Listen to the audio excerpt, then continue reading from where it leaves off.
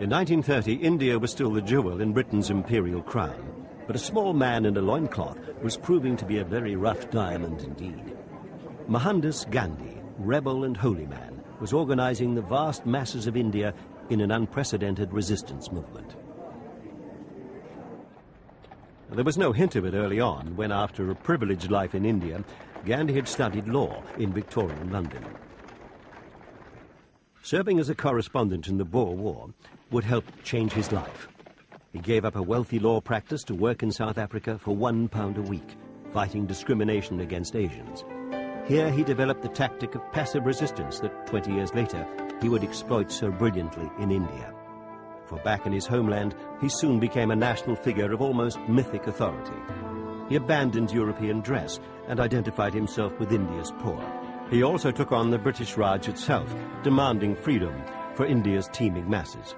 But now, in 1930, those masses were being mobilized.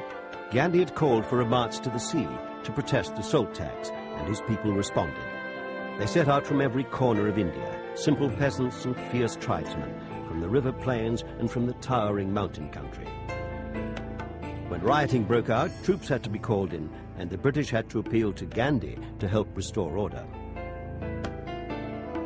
It was a pattern that would repeat itself throughout the 1930s.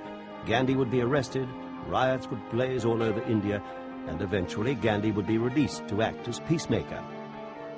It was in 1946, with a new British government in power, that Gandhi was summoned to the Governor-General's palace in Simla. Here, Lord and Lady Wavell put a brave face on a humiliating truth. The British were being forced out of India. But there were huge obstacles in the way of independence, and one of them was Muhammad Jinnah, who wanted a separate state for Muslims. Gandhi, always the idealist, ever the conciliator, tried to persuade his fellow Hindus to grant generous concessions to the Muslim minority. He was given eloquent support by his admirer and great friend Pandit Nehru, the man who would eventually become India's first Prime Minister. The talks dragged on for nearly 2 years, and still they kept coming.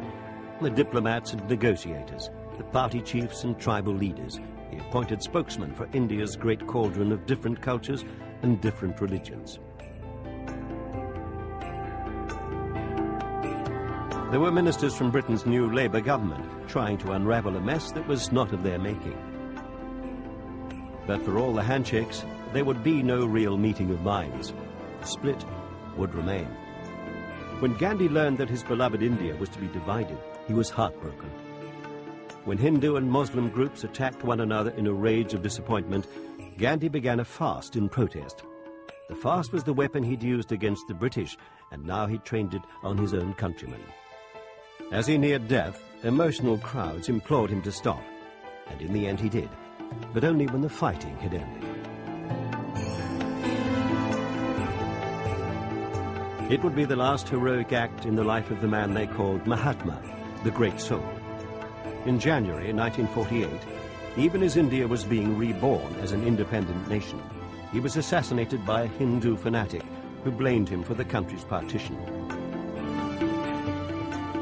Now the Mahatma's countrymen in their grieving millions, Hindus and Muslims, Sikhs and Parsis, were bound together by the enormity of their common loss. A great spirit had moved on. They took the ashes from his funeral pyre and scattered them on the holy river Mother Ganges. It was, Indians believe, both an end and a beginning. Wherever justice and compassion were to be found, the spirit of the Mahatma would live on.